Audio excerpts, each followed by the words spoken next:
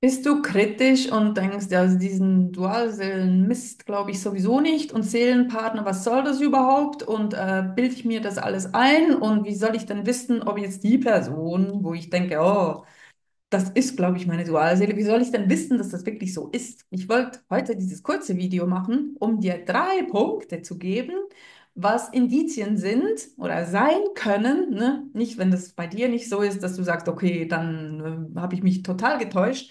Aber es können Indizien sein, dass du einen Seelenpartner getroffen hast, dass der in dein Leben gekommen ist und du jetzt dieses Video guckst. Ich benutze Dualseelen, Seelenpartner, große Liebe, manchmal so austauschbar, weil ich selber, ne, ich habe ein gewisses Wissen, ich habe ein gewisses Bewusstsein und trotzdem bin ich sehr beschränkt in meinem Wissen und in meinem Bewusstsein.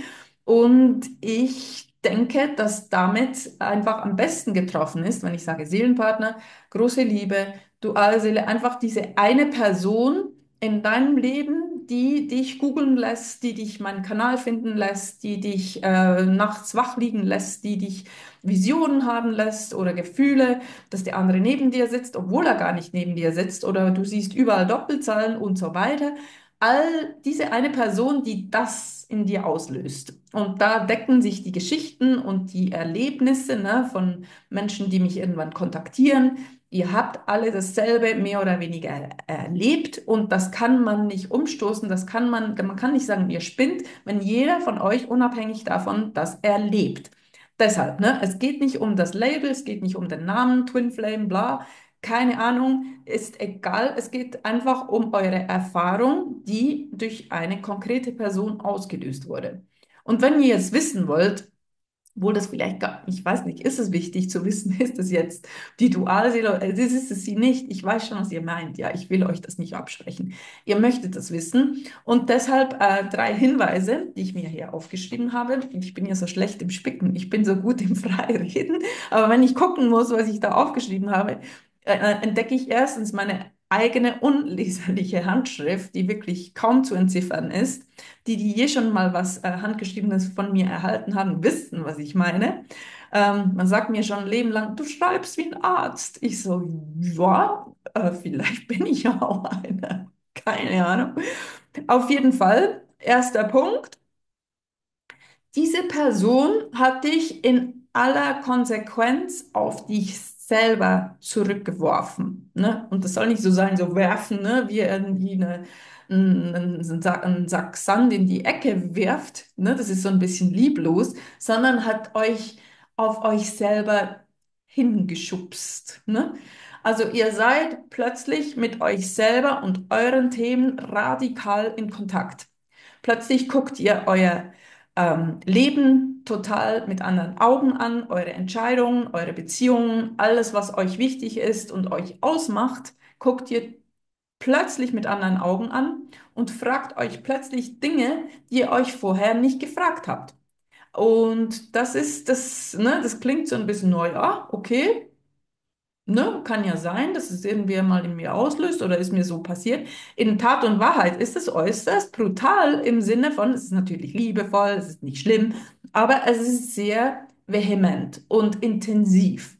Weil wenn man eine gewisse Blindheit gehabt hat in Bezug auf das eigene Leben, die eigenen Entscheidungen, die eigenen Beziehungen, die eigenen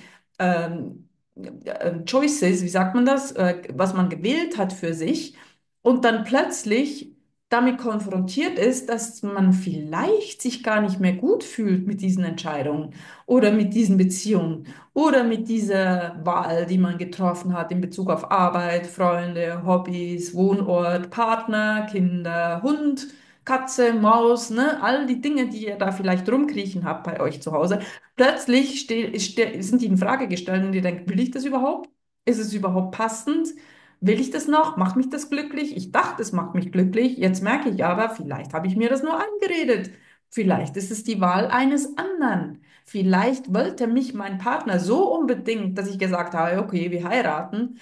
Aber eigentlich bin ich gar nicht 100% dahinter gestanden. Übrigens, kleines Geplauder aus dem Nähkästchen. Ihr wisst nicht, wie oft ich diese Geschichte genauso höre, dass man sich mehr oder weniger, naja, dann, ne? zu jemandem bekennt hat, bis dass euer Tod euch scheidet, obwohl diejenige Person eigentlich schon spürte, das ist es nicht wirklich. Es ist nicht wirklich das, was mich erfüllt und was ich will. Aber nun gut, machen wir da mal mit, ne? Und wie gesagt, das kann dann ganz schön heftig sein, wenn man sich dessen plötzlich bewusst wird. Oder dass man sich bewusst wird, ich habe es aus den falschen Gründen getan. Ich habe es aus den Gründen getan, aus denen es so viele andere auch tun. Ne? Von wegen, macht man halt so, ist das Alter dazu, ist eine gute Partie, macht Sinn auf allen Ebenen, ne? Ein Kopfentscheid ein bisschen. Also, das ist der erste Punkt. Es wirft euch radikal auf euch selber zurück. Das zweite ist das, was ich gerade gesagt habe, nämlich ihr stellt plötzlich alles in Frage. Ihr stellt die Dinge in Frage. Das ist dann sozusagen die Folge davon, ne? Sorry, wenn ich euch zwei Punkte für einen verkaufe. Ich mache das Sinn. Aber ja, das ist die Konsequenz des auf sich selber zurückgeworfen sein, ist, okay, jetzt muss ich hier alles ganz genau anschauen. Ne? Ihr werdet sozusagen zum Detektiv in eurem eigenen Leben, wo ihr gedrängt werdet oder dazu animiert seid, jeden Stein umzudrehen. Ne? Jeden Stein, das ist eine englische Redewendung. Nicht, dass ihr euch da irgendwie was dazu überlegt, dass das wichtig ist, aber einfach, ihr wisst, was ich meine. Ihr seid dazu geführt, alles ganz genau anzuschauen und euch ganz, ganz klar zu werden, ob das eure Wahrheit ist oder nicht. Und das ist ganz oft etwas, was Leute, Menschen, ihr, sorry, jahrelang, wenn nicht jahrzehntelang erfolgreich vermieden haben. Ne? Das Hinschauen, das zur Ruhe kommen, bei sich sein, kritisch sein, den Mut haben, in Frage zu stellen, den Mut haben, anzuzweifeln, den Mut haben, nicht zu mögen, was ihr da seht. Hm? Das braucht Mut. Den Mut zu haben, braucht Mut. Ist wirklich so.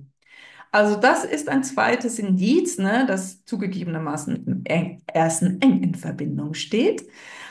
Wie könnt ihr sonst noch? Was ist ein drittes Indiz, dass ihr allenfalls einen Seelenpartner getroffen habt, dass die Person, wo ihr denkt, wow, das ist er, das ist sie, allenfalls euer Seelenpartner ist? Das ist, wenn ihr das Gefühl habt, in irgendeiner Form euch selber gegenüberzustehen. Und ja, das kann auch eine Falle sein, weil man immer einen gewissen Anteil von sich im anderen erkennt.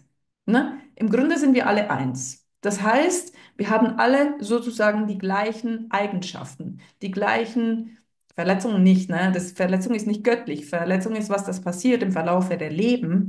Aber im Kern sind wir alle identisch im Sinne von, wir sind Liebe und wir sind in einer Menschenerfahrung hier. Ne? Also ist die Chance oder respektive wie sagt man, die Wahrscheinlichkeit, dass man etwas im anderen erkennt, was man von sich selber kennt und das eine spezielle Anziehung auswirkt. Ne? Jede Partnerschaft, jede Liebesbeziehung hat eine gewisse, sozusagen eine Schnittmenge, ne? Von wegen, ach, das hast du und das habe ich auch. Und wow, ne? Man erkennt in jedem Menschen einen Prozentsatz von sich selber.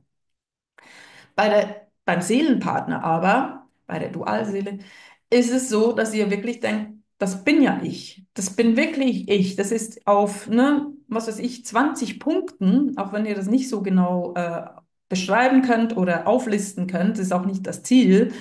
Aber nur schon das Gefühl, und da habe ich wirklich auch schon die verrücktesten Geschichten gehört, wie man das erkennt, dieses Gefühl, das bin ja ich. Und das ist ja irgendwie einfach eine Verbindung, die ich so nicht kenne. Ne, das ist nicht nur eine Schnittmenge, das ist wie ich, aber eine andere Person. Kann ein gutes Indiz sein, dass es nicht einfach nur ist, ah ja, Gegensätze ziehen sich an und der ist total anders und hat total andere Werte, aber das finde ich jetzt richtig faszinierend, also lasse ich mich mal drauf ein, sondern es ist wirklich eine Wiedererkennung zu einem sehr hohen Prozentsatz. Das ist wirklich sagt, ich nehme aus eigener Erfahrung, ich nehme aus den Geschichten, die mir anvertraut werden, die ich alle sehr schätze, dass mir die anvertraut werden, Es gibt noch weitere Indizien. Vielleicht gebe ich euch einen vierten, weil ich ja die Mogelpackung eins und 2 zusammengenommen gemacht habe. Vierter Punkt, ihr wisst es schon, ne? Ihr spürt Dinge, die ihr vorher nicht gespürt habt. Ihr spürt vielleicht die andere Person bei euch, mit euch. Ihr wacht vielleicht in der Nacht auf und denkt, die liegt neben euch. Ich weiß, es klingt alles crazy, ne, auf Neudeutsch, crazy. Aber trotzdem ist es genau das, was Leute erleben. Dann Doppelzahlen, Federn, überall liegen plötzlich weiße Federn. Überall, was weiß ich, 11, 11, 22, 22, 4, 4, 4. Plötzlich seht ihr 5, 5, 5. Was hat das jetzt zu bedeuten? Ne? Ich sage jetzt mal Engelszahlen, weil ich glaube, so werden die benannt, diese Zahlen. Ne? Ich bin nicht so ein großer Fan davon, dass man jetzt jedes Mal irgendwie nachschlagen muss, was bedeutet jetzt 5, 5, 5, weil ohne das kann ich jetzt nicht weiterkommen. Ich sehe eher, dass es eine sehr persönliche Bedeutung hat. Meinung auch für jeden ganz besonders, ne? Auf jeden zugeschnitten sozusagen. Wenn der eine, vielleicht wenn das ne, Universum weiß, die Eva, die geht immer alles nachschauen, die geht immer gucken in den Büchern oder in YouTube-Videos oder wo auch immer, was eine gewisse Engelszahl bedeutet, dann geben wir auch genau das, was wir eher kommunizieren möchten, ne? Also zum Beispiel, hey, du machst es gut, Mädchen, mal weiter so. Und so weiter. Und die denken, hey, das ist was sehr Persönliches, ich muss da gar nichts nachschlagen, weil ich weiß genau, das ist einfach ein Zeichen für XY, ne? Sei es die Person, sei es die Union, sei es eine eigene persönliche Bedeutung für die eigene persönliche Person, weil darum geht's ja, es geht ja um sich. Also bezieht nicht jede Zahl immer auf den anderen, der andere löst all das in euch aus, damit es danach um euch geht. Ich weiß, einige von euch können das nicht mehr hören, aber ich kann halt das nicht umstoßen, was ich denke, mir bewusst zu sein. Vielleicht finde ich übermorgen, oh Gott, ich habe mich in allem getäuscht, sorry, ich bin da mal weg, sorry, ist nicht so gemeint, ich habe einen Quatsch erzählt. Kann sein, wenn ich mehr, ne, wenn sich mein Bewusstsein erweitert und ich merke, ich bin falsch gelegen, dann werde ich das zugeben, weil es ist menschlich, sich zu irren.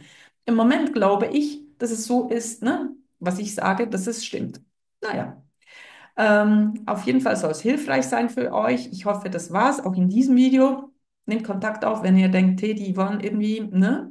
Ich glaube, die kann mich unterstützen. Und ja, danke für die Aufmerksamkeit, so oder so. Lasst mir eure Kommentare, eure Likes, abonnieren, Dinge und so, ne? Teilen, all das. Danke. Bis bald. Aber ich lieb.